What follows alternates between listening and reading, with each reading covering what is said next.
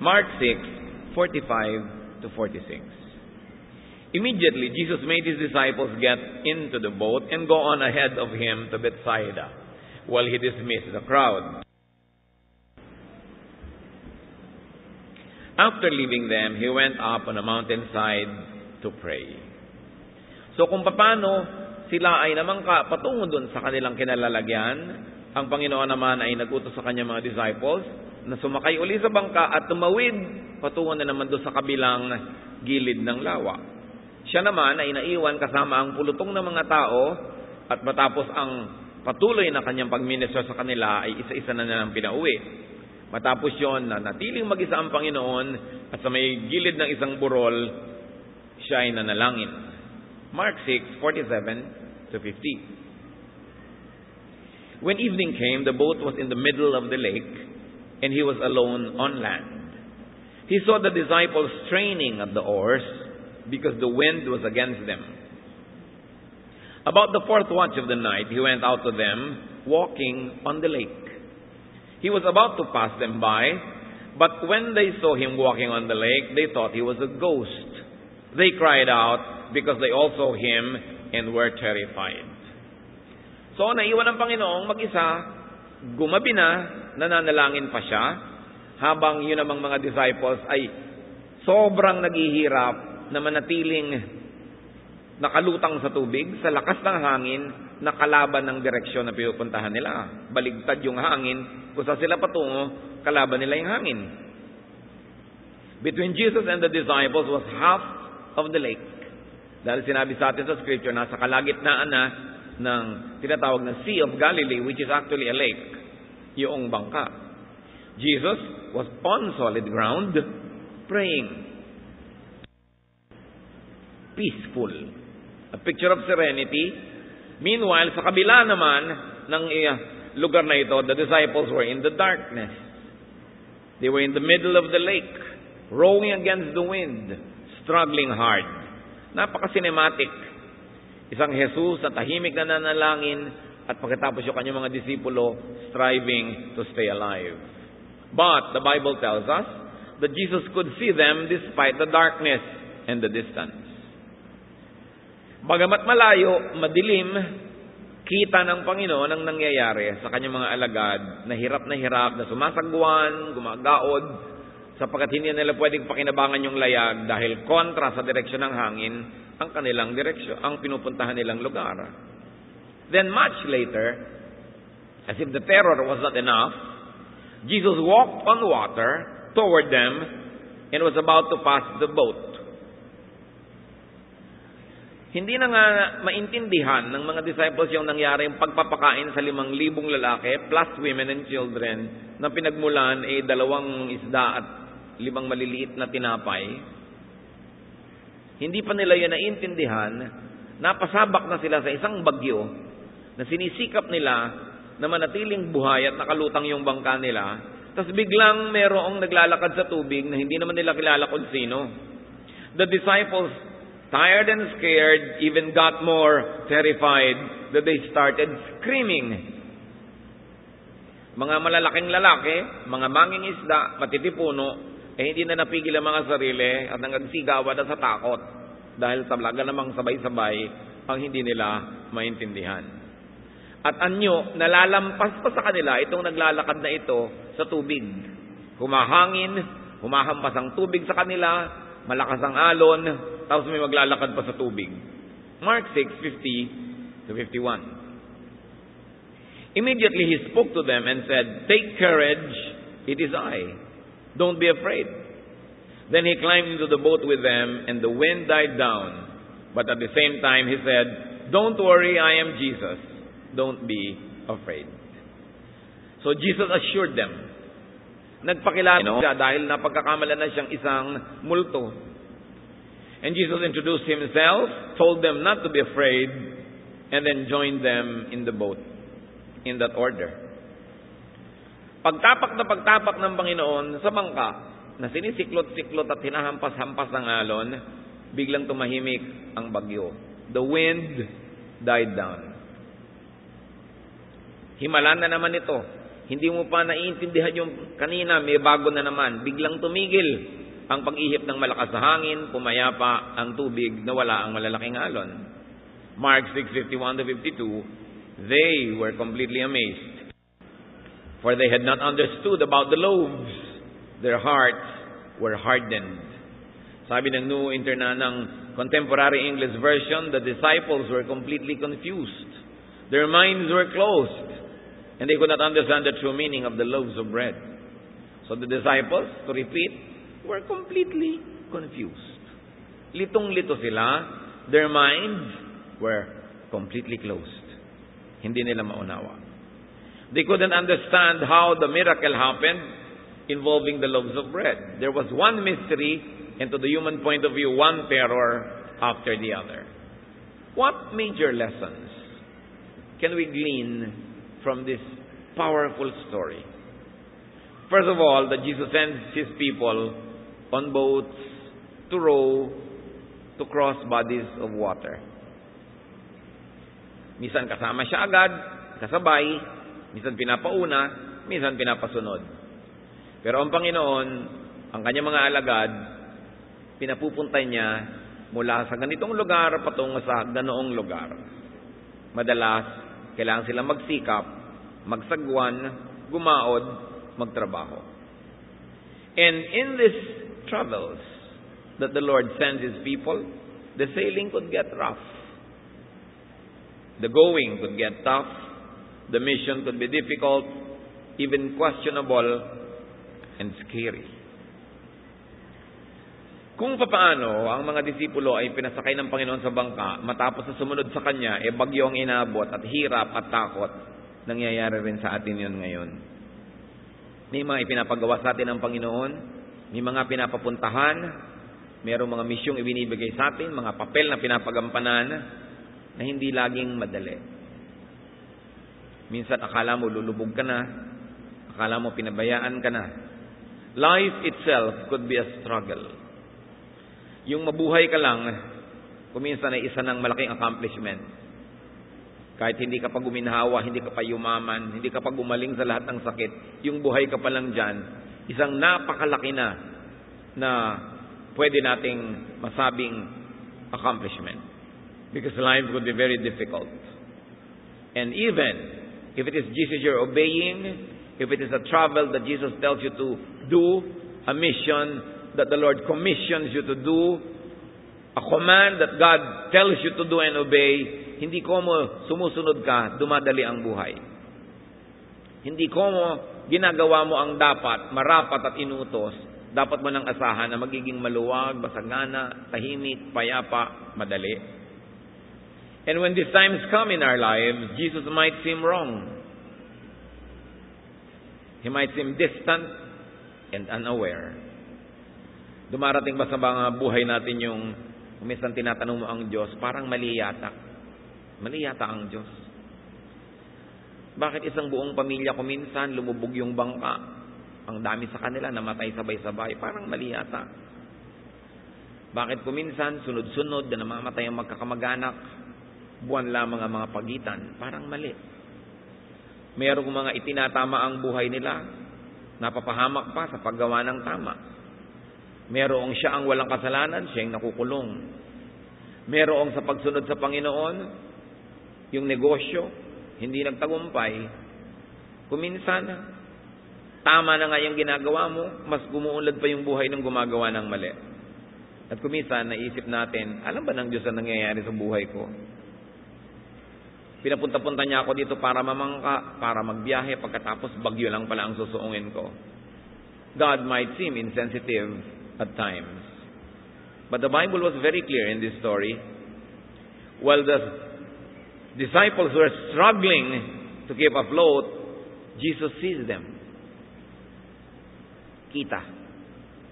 And what is more important than seeing, Jesus prays. Pag pinagsama mo yung dalawang yun, mga kapatid, kahit ano pang lagay mo sa buhay, feel secure. Iniisip mo, lulubog ka, lakas ng alon, ang lakas ng hangin, nagsisikap ka, sagwan ka ng sagwan, but Jesus sees. And more than seeing, Jesus prays. Mark 6:46 was clear. After leaving them, he went up on a mountainside to pray. Jesus helps us best when He prays. Para rin tayo mga kapatid, we help others best by praying for them. But although praying is a very, very important and powerful way to help, we should never forget the next best thing, practical help. Pero prayer by itself is a very powerful help. Mark 6:48, he saw the disciples straining at the oars because the wind was against them. Kahit anong pagsagwan ang ginagawa mo ngayon, kahit anong pagsisikap, kahit anong hirap, kahit anong pagpupunyagi mo na mabuhay, manatiling buhay, huwag maigupo ng karamdaman, ng mga problema, ng mga sakit. Jesus sees you. Yun palang salamat na. Wala naman tayong lihim sa Diyos. Wala tayong pwedeng puntahan na hindi niya tayo nakikita. Wala tayong pwedeng lusungin, akyatin, liparin na wala doon ang pag-ibig ng Diyos. Jesus sees. And more than that, Jesus prays. Kung iisipin mo, bakit hindi na lang niya biglang iligtas ang kanyang mga disciples? Pero iba ang timing ng Panginoon sa timing natin. Jesus was praying at ang tagal niyang nanalangin. Anong malay natin kung ipinanalangin niya bawat isa doon sa 5,000 lalaki plus the women and the children na kanina lang ay pinakain niya. Sapagkat kung pinakain niya ng physical na pagkain, lalo namang mamahalin ng Panginoon yung spiritual na ikabubuti ng tao. Anong malay ng mga disciples na maaaring sa panahon na yun nagtatampo na kay Jesus, nagdududa na isa-isa pala silang ipinapanalangin. We are most powerful when we are down on our knees praying. Kuminsan ginagawa kasi natin yung prayer na last resort. Wala nang pwedeng magawa, kaya manalangin na lang. Nagmumukha tuloy na ang panalangin, isang pamasak butas lang. Pero ang totoo, dapat bago mo subukan ng ano paman, manalangin agad, manalangin muna. Yun ang inuuna. At yun ang inuna ng Panginoon. Sa biglang tingin, nanganganib ang buhay ng kanyang mga disciples, ang inuna ng Panginoon, manalangin. And He could be praying for what they experience, what they are experiencing, and what they would still experience. Bring it closer to home, brothers and sisters. Jesus knows our situation. Jesus knows our struggles. He sees us rowing hard. And sometimes when we are hardly rowing at all, He also sees us. Nakikita ng Panginoon kung nagsisikap tayo, kita rin niya kung tayo nagpapabaya. Alam niya ang ating ginagawa. Walang pagsisikap ang nasasayang dahil alam niya ng Diyos. Kaya lang kung minsan ang ending ng bawat kwento hindi pare-pareho. Pero alam natin na ang ending ng lahat ng tao haharap sa Diyos. Kaya alam natin na kayang ipaliwanag ng Diyos ang kanyang mga ginagawa. Kahit sa sumandali at sa pansandaling panahon, hindi natin nauunawa. And what's important, as we already said, is that Jesus prays. That is a great ministry.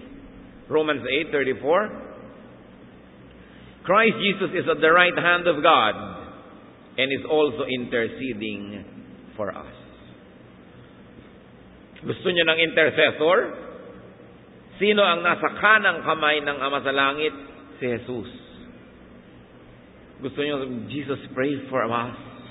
Jesus pray for me. Ask Jesus to pray for you because He is the intercessor at the right hand of the Father. In Israel, when you sit at the right hand of the king, you exercise the powers of the king. At kahit sa ating mga social arrangements, sa dinner, yung host, yung pinaka-importante niyang guest, nasa kanyang kanan. And Jesus sits at the right hand of God. Ano sabi ng Bible? Interceding for us. Laging nakikiusap sa Diyos Ama para sa ating kapakanan. So do not be confused in your prayers, my brothers and sisters. God the Son is not God the Father. Jesus is not the Father. You pray to the Father in the name of Jesus, the Son of God.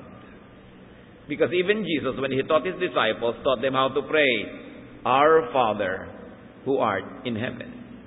So prayer is addressed to the Father in the name of the Son. Huwag kayong malilito sa role ng God the Father, ng God the Son, ng God the Holy Spirit. Pray to the Father. Hebrews 7:25, therefore He is able to save completely those who come to God through Him, because He always lives to intercede for them. Lahat daw ay nakararating sa Ama sa pamamagitan ng anak, sapagkat lagi na, sa tuwina, walang humpay, walang tigil, siya'y namamagitan sa tao at sa Diyos Ama sa langit. Even now, Jesus is praying for you and for me. Salamat sapagkat siya'y Diyos, kaya niyang gawin yun, na ipanalangin tayo isa-isa, bagamat sabay-sabay. Hindi natin kayang gawin yun kasi tao tayo. Pero kayang gawin ni Jesus. At yun daw ang isang ginagawa ng Panginoon ngayon. Walang ginagawa siya, kundi tayo ilapit sa Diyos. Sapagkat alam niya ang nagaganap sa bawat isa. Kumisan kailangan mo pa ng ultrasound para malaman mo kung anong nangyayari sa iyong kidney. Alam niya. Kailangan mo pa kumisan ng mga 2D echo. Kailangan mo pa ng x-ray para malaman ang nangyayari ng blood count. Pero ang sabi, maging ang bilang ng iyong buhok ay alam niya. Kung ilan ang tumubo kahapon, ilan ang nalaglag kanina, updated ang count niya. Kahit kailan, mga kapatid, huwag niyong iisipin na nalilimot tayo ng Diyos. He knows. At kung hirap na hirap ka man ka sa sagwan na parang walang mangyari, hindi yun totoo. Hindi yun totoo. Hintayin mo ang kanyang deliverance. So, ang title ng ating pag-aaral, Just Keep Rowing. Because Jesus knows. Sa wakas, ayan na yung title. Just keep rowing. Huwag kang tumigil ng kasasagwan. Kung namimisikleta ka, huwag kang tumigil ng kapipedal. Kung ikay naglalakad, huwag kang tumigil ng kahahakbang. Kung ikay lumalangoy, huwag kang tumigil ng kakakampay dyan. Life is like crossing a lake. Sometimes it is easy and calm. Sometimes it is difficult and troubled. But in all those times, Jesus knows. Just never give up. Keep rowing. Kayod ka ng kayod dyan. Lakad. Huwag susuko. Huwag bibigay. At kung parang bibigay ka na, survive from one row to the next. Katulad ng mga survivors sa mga lumubog na barko, minsan ay lumubog na aeroplanong miraculously, nakasurvive siya sa tubig, langoy, kapit sa maliliit na bagay, dugtong, Hindi pala alam ng mga ibang survivors, 3, 5, 7 araw na sila doon nalulutang-lutang hanggang sila ay nasagip. Pero kung siguro, iniisip mo, naku, 7 araw bago ako masagip, hindi ko kayang langoyin yon. Hindi ko kayang lumutang ng 7 araw, walang pagkain, walang tubig. So, lulubog na lang ako, yun ang madaling gawin. Hindi na ako magsisikap, wala din naman mangyayari. Pero dahil umaasa ka, isang langoy, susundan mo ng kasunod na langoy, isang sipa, konting pahinga, lutang, hindi mo alam. Mga araw na pala ang binilang at nasagip ka. Ganyan ang kasaysayan ng mga nasagip. Yung mga kasaysayan ng mga gumaling sa mga malalalang mga sakit, akala mo ikamamatay mo na. Pero inom ng gamot, exercise, inom ng mga herbs, kain, hindi mo malulun-lulun, nilulunok mo, pag pinagdugtong-dugtong, nabuhay ka na pala, humaba. Ganon din ang mga pagtitiis. Pagtitiis mo kumisan sa asawa mo, minuto, araw-araw, talagang nagpapasensya ka, nagtitiis ka, hanggang biglang dinapuan siya na Espiritu ng Diyos, nagkaroon ng kaliwanagan, nagbago. Pero sana, ginibap mo na 3 months ago. Hindi mo alam, isang araw na lang pala, magbabago na eh. At meron mga ganoon, kung kailan, hayo na lang yung darating na pagliligtas, doon pa sumuko. Kaya ang sinasabi natin, survive from one row to the next. From one night to the next morning. And from one morning to the next night. Dahil sa tulong ng Diyos, makakaraos ang kanyang mga anak. Hindi dapat nawawala ng pag-asa. Hindi dapat sumusuko. Huwag titigil sa paggawa ng tama, ng mabuti, at ng dapat. Galatians 6:9, let us not become weary in doing good. For at the proper time we will reap a harvest if we do not give up. Huwag daw sasawa, huwag susuko, huwag titigil sa paggawa ng mainam. Don't be a quitter. Sa tamang panahon, aani ka ng iyong mga itinanim. Kung minsan, sinasabi mo, bakit naman yung kilala ko, nakamatayan na yung hirap niya, hindi pa rin nagbago yung asawa. Nakamatayan na rin yung ganyan-ganyan. Pero alam niyo ba na yung kamatayan ay hindi wakas? Yun nga ang simula ng isa na namang bago, at kung nasa Panginoon kay higit lalong mainam na buhay. Kaya nga kumisan, pasalamat ka at namatay ka na dahil namatapos na yung hirap mo. Nagsimula na yung ginhawa. Yan namang kalungkutan ng kamatayan iniisip mo lang dapat yan kung wala sa iyong Panginoon. Pero dahil tayo likha ng Diyos, mahal natin ang buhay, siyempre ayaw nating mamatay kahit pa nga may sakit tayo. Konting-konti lang naman yung gustong-gusto na nila at handang-handa na sila kahit ka pa nga espiritual. Pero ang mahalaga, don't quit. Meron kayong mga anak na akala nyo wala ng pag-asa, patuloy na gawan nyo ng mabuti. Don't quit. Ganon din na inyong magulang o asawa, kapatid. Don't quit. Sapagkat ang paggawa ng mabuti, laging may bunga yan. Nakikita mo man o hindi. Hebrews 10:23, let us hold unswervingly to the hope we profess, for he who promised is faithful. Laging umasa. Huwag na huwag niyong papayagan si Satanas na dayain kayo na mawalan kayo ng pag-asa. Alam niyo yung mga nagpapakamantay yung nawawalan ng pag-asa. Wala nang pinangahawakan, wala nang inaasam, wala nang hinihintay. Huwag mawawalan ng pag-asa because Jesus sees you. He knows your situation. Yung pinasan niyang krus, yung tinanggap niya mga hampas at mga sugat, kasama doon ang paghihirap natin ngayon na tinubos niya. But though God knows, He does not always act instantly. God doesn't always act immediately according to our clock. Sinasabi nga sa Bible, for one day with you is 1,000 years. Or 1,000 years of you is one day with the Lord. Ang ibig sabihin lang magkaiba ang timing natin. Hindi laging pareho. At madalas yan, kahit sa Biblia, maraming example na parang yung si Jesus mismo, nagpabaya, ang tagal-tagal bago kumilos. Halimbawa, nakarating ang balita sa kanya na ang pinakamamahal niyang kaibigan matalik, si Lazarus, naghihingalo. John 11:5-6. Jesus loved Martha and her sister and Lazarus. Yet when he heard that Lazarus was sick, he stayed where he was 2 more days. Nagpasabi na sa kanya na napakalubha ng kanyang kaibigan at minamahal na si Lazarus, pero 2 araw pa siya na nanatili kung nasan siya, hindi pa siya nagpunta agad. Nung pumunta ang Panginoon, patay na yung Lazarus Kaya sabi sa kanya nung kapatid, John 11:21, nung dumating si Jesus, Lord, Martha said to Jesus, if you had been here, my brother would have not died. Hindi nasisi na nga siya. Kung dumating ka lang sana sa oras, Lord, hindi namatay ang kapatid ko. Pero alam natin, di binuhay ni Jesus. Yun lang pala.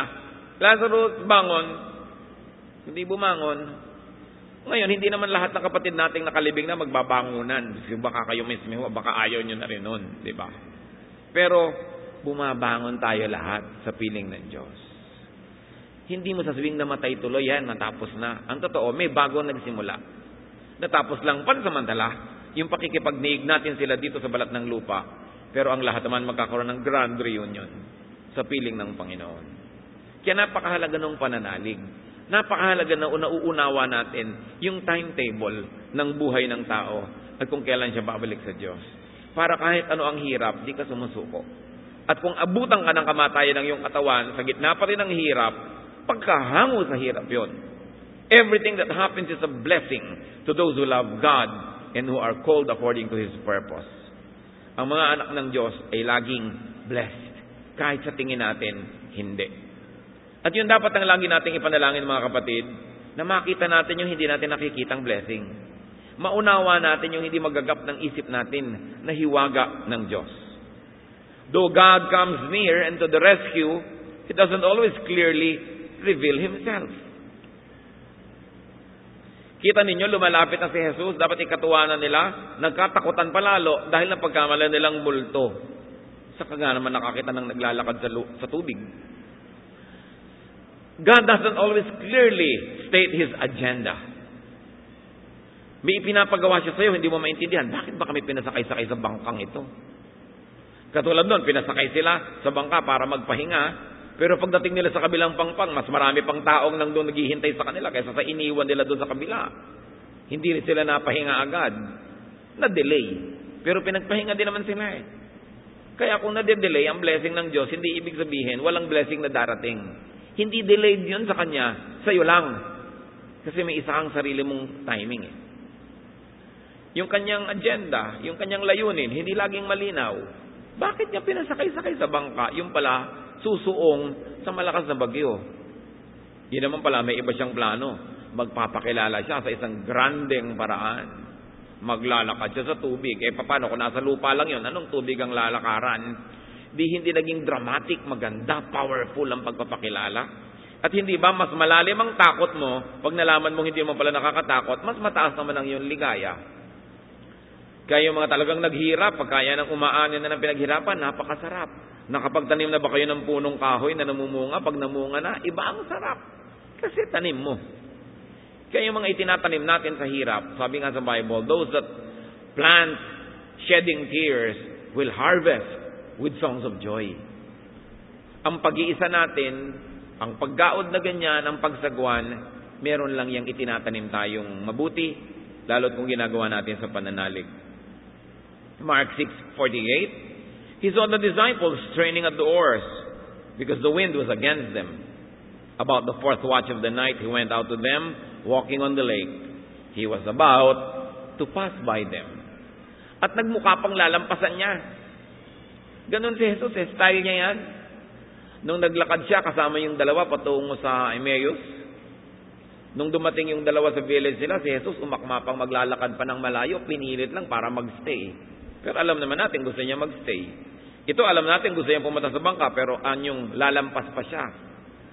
Kumisan gano'n ang pakiramdam natin kay Jesus para tayong nilalampasan. Parang hindi ka napansin. Parang hard to get. Ano ba naman to? Naglalakad pa, pipilitin pa para magstay. Style niya yun eh. At mas naiintindihan natin yung style niya, mas gaganda yung pakikitungo natin sa Kanya. Kailangan, nagpe-pray ka talaga. Pray ka ng pray. Kung kailan ka pa kumisan malalagutan na ng hininga, tsaka biglang humaba ang buhay mo. Kung kailan talagang ayan na, nasusunog na yung kapitbahay, doon sa dingding mo na lang tumigil. Yung suspense, maraming ganun ng Panginoon. Nagdadagdag din naman ng kulay sa buhay. Ang mahalaga, habang hindi mo alam kung anong kakahinatnan, magtiwala ka. At kung kahit yung kinahinatnan, hindi yun ang inaasahan mo, magtiwala ka pa rin. Because Jesus knows. It's so important. Alam niya. Ang halaga.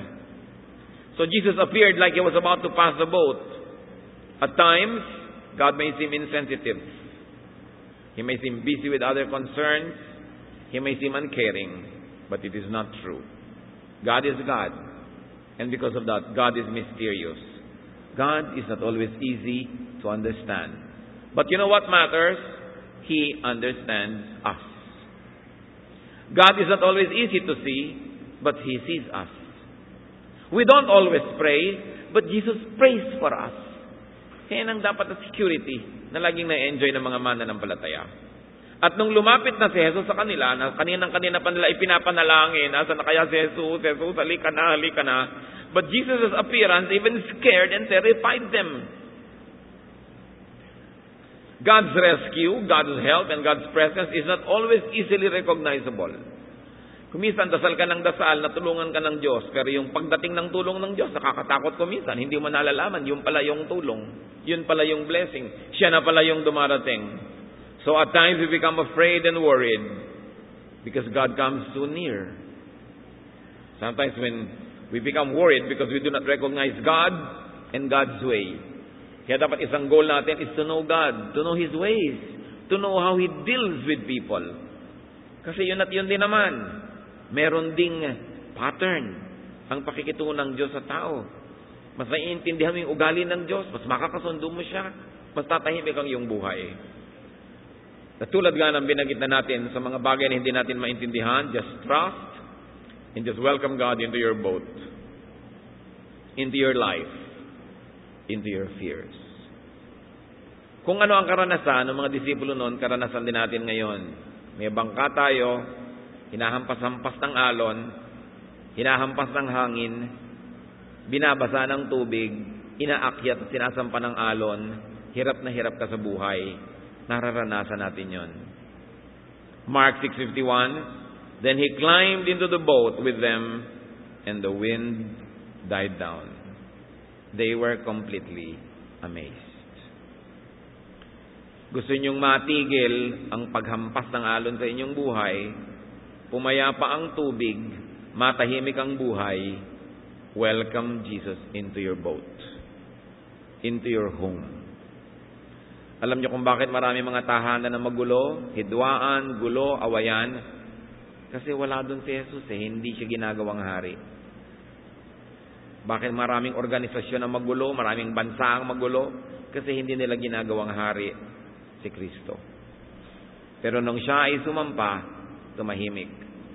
Pero huwag kayong malilibang. Dahil may kasaysayan naman na nakasakay si Jesus, kasama rin itong mga alagad na ito, bumagyo pa rin. Lumakas pa rin ang hangin. Iba naman ang treatment, iba namang style. Nandun si Jesus sa bangka, siniklot-siklot din ang alon at natakot ang mga disciples na lulubog na sila kaya ginising si Jesus. Sabi din ni Jesus, ano ba naman kayo para yan lang? Tahimik, bagyo, tumahimik ngayon ang bagyo. Ang ending pareho. So kung nasa bangka mo ikaw, basta kasama mo si Jesus, magulo man o tahimik yung tubig, mahirap man o madali ang biyahe, basta kasama mo si Jesus, relax ka lang. Kasi alam niya. Hindi laging naiintindihan. Hindi laging pare-pareho. You know, our joy must not be dependent on events because bad events can happen to good people. Your joy must be God lives in you no matter what the events are. You don't expect that just because Jesus is in your boat, wala nang bagyo. Pero dahil kasama mo siya, safe ka sa bagyo na yan, nakakatiyak ka na ikaw ay nasa mabuting kamay.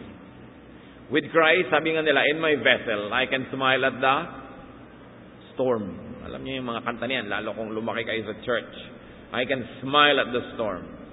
Pero sa kabila, napansin natin, the disciples remain confused. Hindi naman nila naintindihan.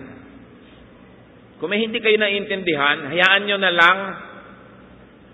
Nalilito kayo, sabi mo, yung mga disciples din nalito. Sila nga kasama doon, nagkalito-lito sila So, huwag nyo nang asamin na maintindihan lahat yan.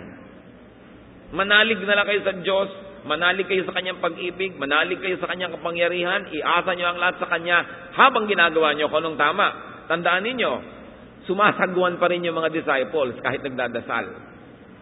Hindi dasal ka ng dasal, tapos hindi ka na magsasagwan. May sakit ka, magdadasal ka, hindi ka na inom ng gamot. Hindi ka na mag-diet, gusto mong magpapayat. Gusto mong umunlad, magdadasal ka na lang, hindi ka na magtatrabaho. No, they were praying, but they were working. Sabay. So, pinagsasabay mo sa buhay yan. Kasi ang tunay na pananalig, may kasamang aksyon. May kasamang gawa. Naintindihan man nila o hindi, it's important because they welcomed Jesus nonetheless. They continued sailing with Jesus. Kaya kayong mga kapatid, tayo, let's continue sailing with Jesus. No matter what your understanding or misunderstanding or lack of understanding. No matter what the situation in your life, magulo, tahimik, go on. Let Jesus be on your boat. At kung nandiyan si Jesus, huwag niyong asahan laging magically tatahimik. Kumisan kaya nga may bagyo dahil nandun siya. Yun pala para lalo niyong makita ang kanyang kapangyarihan. Continue with Jesus, though you may have questions and unresolved issues. Hindi na masasagot ang lahat ng theological issues. Pag harap niyo sa Panginoon, sa kabilang buhay, pagtatanong niyo lahat, malalaman niyo lahat yan. Ang mahalaga, kasali kayo doon sa kabilang buhay para makapagtanong kayo doon. Dapat kasali ka sa biyahe. And let Jesus reveal Himself to you progressively and wonderfully. No matter what your situation in life right now, this story teaches us only one thing. Just keep rowing. Huwag kang susuko. Napakalungkot ng gabi, nakakatakot, nakakanerbiyos, nakakagalit, nakakawala ng pag-asa. Don't drink that poison. Just keep breathing. Keep living. Iniwan ka ng boyfriend mo, pangsyam na. na umalis sa buhay mo, huwag kang tumalon sa tulay. Just keep walking. Just keep believing. 3 beses ka nang bubagsak sa board. Just keep taking. Keep rowing. Huwag kang susuko. Mahal mo sa buhay, nagkakamali, just keep forgiving. At kung ikaw naman patuloy na kinakapos, just keep striving para maabot mo ang luwalhati ng Diyos. Basta huwag bibigay, walang ayawan, walang iwanan, walang magpapakamatay. Kahit anong lungkot, kahit anong dilim, darating ang umaga. Alam nyo, nung naglakad ang Panginoon, sabi sa Bible, it was the 4th watch of the night.